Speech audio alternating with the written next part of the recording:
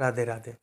This series for importance of meditation and my aim is awareness of meditation.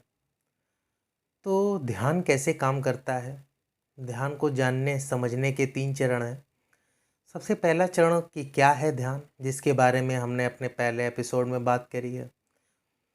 और दूसरा चरण कि कैसे काम करता है, इसके बारे में हम बाकी के वीडियोस में डिटेल में समझेंगे।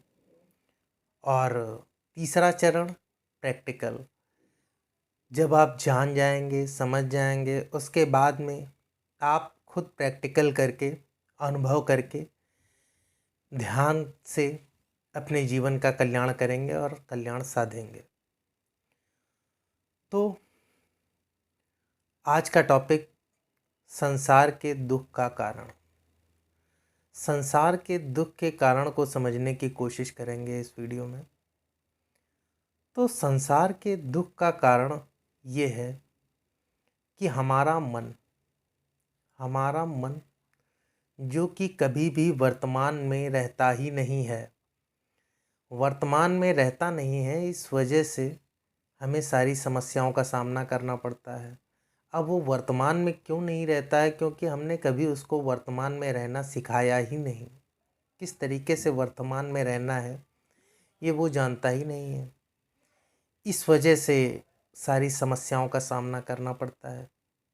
सभी दुखी हैं, सभी के पास कोई ना कोई समस्याएं हैं, कोई परिवार से, कोई शरीर से, कोई समाज से, हर तरीके से सभी के जीवन में कुछ ना कुछ परेशानियां, कुछ ना कुछ समस्याएं बनी हुई हैं। इसी के ऊपर थोड़ा सा डिटेल में चर्चा करेंगे। तो जब मैंने कहा कि हमारा मन कभी वर्तमान में नहीं रहता है, तो इसका क्या मतलब हुआ? इसका मतलब ये हुआ कि जो भी हमारे बचपन से हमारे साथ अच्छी बुरी संवेदनाएं हुई, हमारे साथ जो भी हुआ, अच्छा हुआ या बुरा हुआ, तो हमारा जो मन है वो हमेशा उन्हीं संवेदनाओं के साथ में रहना चाहता है। उन्हीं संवेदनाओं के साथ में ही वो हमेशा जीवन व्यतीत करना चाहता है। इस चीज़ को थोड़ा सा एलिब्रेट करने की कोशिश करेंगे।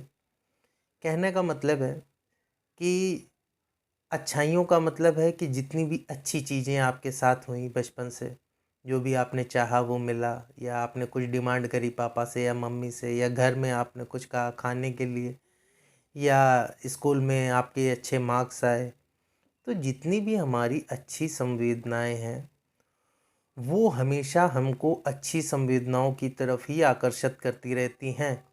और इसके साथ जितनी भी हमारी बुरी संवेदनाएं हुई हमारे जीवन में, किसी के साथ लड़ाई हुई, भाई बहन ने मारा, पापा ने डांटा, या कभी कोई चीज़ खो गई हमारी कीमती, तो जितनी भी बुरी संवेदनाएं हैं, इन दोनों संवेदनाओं में ही हमारा मन जो है बना रहता है और इन्हीं दोनों संवेदनाओं के साथ ही रहना चाहता है। तो जब भी हमारा मन, हम कहीं पे कोई काम कर रहे हों या हमारा मन खाली हो, तो हमारा मन इन्हीं दोनों संवेदनाओं की तरफ रहेगा। जैसे कि जो अच्छा हुआ तो और अच्छा चाहिए, वही अच्छा चाहिए, बुरा तो मेरे साथ नहीं हो सकता, बुरा क्यों होगा, और अच्छा होना चाहिए, यही होना चाहिए। यहाँ मैं घूमने गया था, ये तो बहुत अच्छी फीलिंग थी, वही फीलिंग मुझे बार बार चाहिए। ठीक इसके साथ बुरी संवेदनाएं, नहीं ये तो मुझे नहीं चाहिए, नहीं ये तो होना ही नहीं चाहिए, ये मेरे साथ कभी ना हो, ऐसा बिल्कुल नहीं होना चाहिए। तो जो भी हमारी संवेदनाएं थीं, चाहे वो अच्छी थीं या चाहे वो बुरी थी, दोनों ही संवेदनाओं में से प्रेजेंट टाइम में दोनों ही संवेदनाएं खत्म है। कहने का मतलब है परिवर्तन संसार का नियम है। क्योंकि अगर परिवर्तन नहीं होगा, जैसे कि हम जब भी हॉस्पिटल में जाते हैं तो देखते हैं कि ईसीजी की मशीन चलती है, तो उसमें अगर फ्लैट लाइन आ गई तो कहने का मतलब है कि सब कुछ ख़त्म हो गया, शरीर में कुछ नहीं है। तो परिवर्तन के कारण ही हमारा शरीर बना हुआ है और परिवर्तन ही संसार का नियम है। परिवर्तन बराबर होता रहेगा, होता रहा है और होता ही रहेगा जब तक हमारा जीवन है। तो जो भी हमारी बुरी संवेदनाएं थीं वो भी चली गईं, जो भी हमारी अच्छी संवेदनाएं थीं वो भी चली गईं। कहने का मतलब है कि जो भी हम प्रेजेंट में हैं वो हमारे पास्ट के कर्मों के अनुसार ही है। अब इस चीज़ को हम ऐसे समझने की कोशिश करेंगे कि सबसे पहले तो हमारा जो जीवन, जब हम पैदा हुए, तो जब हम पैदा हुए तो वो हमारे पिछले जन्म में, अंत समय में किस तरीके से हमारे चित्त की चेतना थी, हमारे मन का क्या हाल था, व्याकुल था, परेशान था, बेचैन था, उसी के अकॉर्डिंग हमने यहाँ पर जन्म लिया दूसरे जन्म में। इस चीज़ को थोड़ा सा और डिटेल में समझने की कोशिश करते हैं। जैसा कि सपोज़ करिए आपने अभी 2 पेड़ लगाए, 2 पेड़ आपने लगाए। एक सपोज़ करिए आपने आम का पेड़ लगाया और एक आपने पेड़ लगाया नीम का। तो जो आपने दोनों पेड़ अभी लगाए, वो दोनों पेड़ 20 साल बाद हम अगर देखने की कोशिश करेंगे तो एक पेड़ में बहुत अच्छे अच्छे फल हैं, बहुत अच्छी अच्छी जितना भी फल मिल जाए, जितना भी हम खा लें उससे मन नहीं भरेगा। और उसी जगह जो दूसरा हमने पेड़ लगाया था नीम, वो इतनी कड़ू कि उसको ज़रा सा भी एक पत्ती आप जीभ में रखना नहीं चाहेंगे। तो कहने का मतलब है कि जिस समय आपने पेड़ लगाया उस समय क्या गुण धर्म स्वभाव था। कहने का मतलब कि उस समय जब आपने पेड़ लगाया तो आम के पेड़ का जो जड़ थी, जो बुनियाद थी उसकी, वो उसकी मिठास की थी, और जो नीम के पेड़ की थी वो उसका रेशा रेशा कड़ू। तो कहने का मतलब ये है कि जो भी हमने अभी लगाया हमने खुद ही लगाया, और लगाने के बाद में सारी प्रकृति वैसे ही है, सारा एटमॉस्फेयर वैसा ही है, वही पानी, वही ज़मीन, वही सब कुछ। तो एक एकदम कड़ू और एक एकदम मीठा। तो कहने का मतलब है जो हमने बोया वो हमारे सामने आ गया। कड़ू बोया तो कड़ू भी हमारे सामने आ गया, और अच्छा बोया तो अच्छा भी हमारे सामने आ गया। तो अगर कड़ू है तो उसके अपने बेनिफिट है। कहने का मतलब है कि नीम से हम तरह तरह के फ़ायदे ले सकते हैं, तरह तरह की दवाओं में प्रयोग कर सकते हैं, घरेलू उपचार में प्रयोग कर सकते हैं। तो उसके अपने फ़ायदे हैं, उसका अपना स्वभाव है। तो ठीक इसी प्रकार जब भी हम पिछले जन्म में हमारा एंड हुआ तो उस समय हमारी मन की हालत कैसी थी, व्याकुल थे, परेशान थे, ठीक उसी तरीके से हमने यहाँ पर जन्म लिया इस जन्म में। इस जन्म में लेने के बाद भी हमारे पास सारी इंद्रियां हैं हमारी, कान, आँख, नाक, जीभ, त्वचा, मन, हमारी सारी इंद्रियां हमारे पास हैं। अब इन इंद्रियों से हम किस तरीके से अपने धर्म को बना रहे हैं, किस तरीके के कर्म कर रहे हैं, ये इम्पोर्टेंस है। कहाँ पर कैसे हुए ये इम्पोर्टेंस, क्योंकि वो हमारे बस में नहीं था। तो अब जो हमारे बस में है ये इम्पोर्टेंस है, और इसको हम किस तरीके से उपयोग में लेते हैं ये इम्पोर्टेंस है। तो कहने का मतलब ये हो गया कि जो भी हमारी पुरानी संवेदनाएं थीं, उन पुरानी संवेदनाओं के आधार पर हमारे, जैसे कि हमने कुछ गलत किया था भाई, हमारे कुछ कर्म इसी जन्म के हमारे सामने आते हैं, कुछ पिछले जन्म के आते हैं। तो जो हमारा पुराना कर्म है वो धर्म बन के हमारे सामने आ गया। ठीक है, अब जब ये धर्म बन के हमारे सामने आ गया तो अब इससे हम क्या बेहतर कर सकते हैं। कहने का मतलब है कि जो हमारे सामने हमारा पुराना कर्म आया, तो अब हो सकता है कि कुछ हमने गलत किया हो तो कुछ गलत के रूप में हमारे सामने आया, तो अब उसमें हम व्याकुल होंगे, परेशान होंगे, तो उसका कोई मतलब नहीं है, क्योंकि ये भी चला जाने वाला है। संवेदनाएं तो बदलती रहती हैं। तो अगर खराब संवेदनाओं में सपोज़ करिए आपके घर में लड़ाई हुई, अब लड़ाई हुई या लड़ाई आपने पैदा करी। कहने का मतलब है कि कोई छोटी सी बात पे सपोज़ करिए आपकी चाय में शक्कर नहीं पड़ी थी। आपकी चाय में शक्कर नहीं पड़ी थी, इस बात पे हो सकता है कि आप 4-4 दिन हो सकता है लड़ाई चलती रहे, आपकी वाइफ से बात ना हो, और उसी मुद्दे पे आपका ये खाना ना खाएं, दिन आपका ख़राब हो जाए। मतलब क्या था?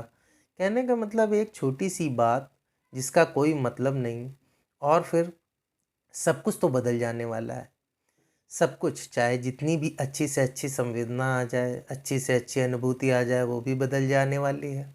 और कितनी खराब से खराब भी अनुभूति आए, वो अनुभूति भी बदल जाने वाली है। तो जब ये बदल जाने वाली है, तो जब हम ध्यान करने की कोशिश करते हैं, ध्यान को सीखने की कोशिश करते हैं, ध्यान की मुद्रा में होते हैं, तो उस ध्यान की मुद्रा में हम इसी चीज़ को समझने की कोशिश करते हैं। और ध्यान की मुद्रा में, जैसा कि मैंने आपको पहले भी बताया, कि ध्यान की मुद्रा में जब ध्यान करने की कोशिश करते हैं, सीखने लगते हैं, सीख जाते हैं, उसको अनुभव करते हैं, तो हम अपने प्रेजेंट में रहने लगते हैं। इस चीज़ को समझने की कोशिश करेंगे, कैसे प्रेजेंट में रहने लगते हैं। तो प्रेजेंट में रहने का मतलब ये है कि जब हम ध्यान की मुद्रा में बैठे होते हैं, ध्यान की मुद्रा में होते हैं और अपनी सांसों के द्वारा अपने शरीर की गतिविधियों को देखते हैं, तो सबसे पहली चीज़ तो हमने कभी प्रेजेंट में रहा ही नहीं। हमारा मन कभी प्रेजेंट में था ही नहीं। जब भी आप कोशिश करेंगे ध्यान को करने की, सीखने की, थोड़ी सी दिक्कत परेशानियों का सामना करना पड़ेगा, क्योंकि ये आपके मन के और आपके शरीर के लिए एक नई चीज़ है, नई अनुभूति है, प्रेजेंट में रहना। और ध्यान का मतलब होता है कि प्रेजेंट में रहना। तो ये आपके मन के लिए और आपके शरीर के लिए, दोनों के लिए एक नई अनुभूति है। और हमारा मन और हमारा शरीर ये कभी भी प्रेजेंट में रहना नहीं चाहता है। मतलब कि ये अपने ही कंफर्ट लेवल में रहना चाहता है, जिस कंफर्ट लेवल में हमने इसको शुरू से रखा है। जिस लेवल में हमने रखा है वो अपने ही कंफर्ट लेवल में रहना चाहता है, उससे बाहर निकलना नहीं चाहता है। तो कहने का मतलब है कि जब हम ध्यान की मुद्रा में होते हैं और ध्यान की मुद्रा में बैठ के हम देखते हैं कि हमारे शरीर में क्या गतिविधियां हो रही हैं। जैसे कि हो सकता है कि कहीं पर कुछ गुदगुदी टाइप की हो रही हो, अच्छा लग रहा हो। कहीं पर हो सकता है इचिंग हो रही हो, खुजली हो रही हो आपको। तो दोनों ही संवेदनाओं को जब हम देखेंगे, बैठ के अनुभव करेंगे, तो देखेंगे कि जहाँ पर गुदगुदी हो रही थी, थोड़ी देर बाद हमारे देखते देखते देखते देखते वो गुदगुदी भी गायब हो गई, और जहाँ पर इचिंग हो रही थी वो भी गायब हो गई। तो इसी तरीके से सारी संवेदनाएं आ रही हैं और जा रही हैं, आ रही हैं और जा रही हैं। तो जो बेस नेचर है मन का, कहने का मतलब है कि ये चीज़ें भाई, मन को प्रेजेंट में रखना, यही एक मेन टर्निंग पॉइंट आप बोल सकते हैं। इस टर्निंग पॉइंट को अगर हम अनुभव करेंगे और सारी संवेदनाओं को देखेंगे कि हमारी जो भी संवेदनाएं हैं वो आ रही हैं, जा रही हैं, आ रही हैं, ठीक इसी प्रकार हमारे जीवन में भी सारी चीज़ें आती हैं, चली जाती हैं, आती हैं, चली जाती हैं, ख़त्म हो जाती हैं। तो जो बेस नेचर है मन का, वो चेंज होने लगता है। और उस बेस नेचर के चेंज होने के कारण सारे परिवर्तन, सारी चीज़ें, सारी सोच, सारे विचार, सब कुछ बदल जाते हैं। और सब कुछ, सारे जीवन में आपको अच्छा ही अच्छा दिखने लगता है।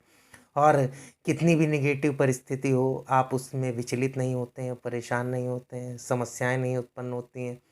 और जैसे कि जिस समय हम ध्यान करने बैठते हैं, तो उस क्षण का ये कर्म है हमारा कि हम पूरी निष्ठा और ईमानदारी के साथ ध्यान में ही बैठे। तो ठीक इसी प्रकार हमारे जीवन में भी हर समय हमारे पास जो भी समस्याएं आए, जो भी दिक्कतें आए, हमारे शरीर में, हमारे परिवार में, हमारे समाज में, तो उस क्षण हमारा जो भी कर्म है, पूरी निष्ठा और ईमानदारी के साथ हम उसको, जिस तरीके से हम अपने ध्यान में बैठ के, उस समय का कर्म हमारा ध्यान है, बैठ के ध्यान करते हैं, ठीक उसी प्रकार हम अपने यही रूल अपने जीवन पे भी अप्लाई करने लगते हैं। तो हमारी सारी समस्याओं का समाधान होने लगता है और सारी समस्याएं धीरे धीरे गायब होने लगती हैं।